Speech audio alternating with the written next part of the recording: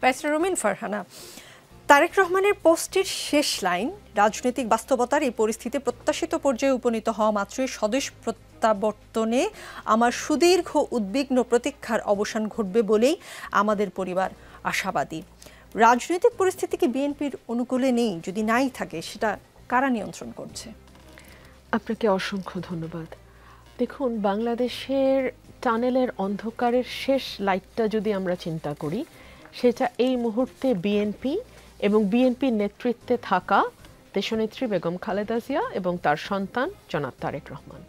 দেশনেত্রী বেগম খালেদা জিয়ার শারীরিক অবস্থা অত্যন্ত সংকটাপন্ন এবং এটা বারবারই গত ৩-৪ দিন ধরে এটাই বাংলাদেশের একমাত্র খবরে পরিণত হয়েছে।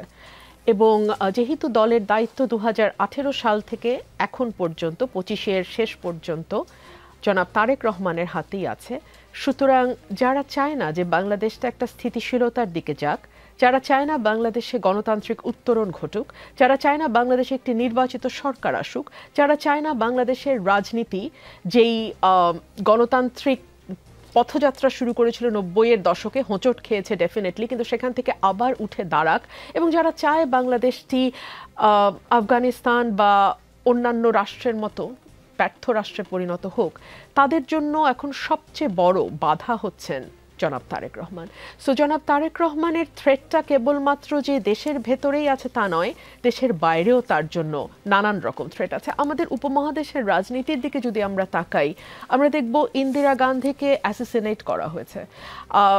তার পুত্র রাজীব গান্ধী যখন নির্বাচনের আগে তিনি যখন একটা জনসভায় পথসভায় যাচ্ছিলেন, তাকে বারবার নিষেধ করা সত্ত্বেও তাকে মালা পরাতে বা প্রণাম করতে যেই নারী চাচ্ছিলেন তাকে তিনি আসতে দেন, এবং তার ফলশ্রুতি আমরা দেখেছি তাকে হারাতে হয়েছে ভারতের রাজনীতি থেকে।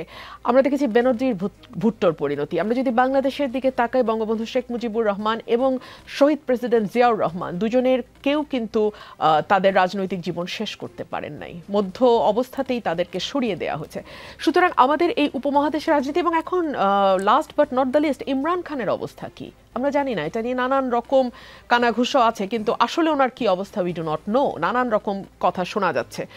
সেই জায়গা থেকে আপনি যদি দেখেন, বাংলাদেশের রাজনীতিতে জনাব তারেক রহমান এখন আর কেবলমাত্রই বিএনপির কাণ্ডারি বা কেবলমাত্রই বিএনপির দলের প্রধান হিসেবে যদি আমরা দেখি, আমরা ভুল করব।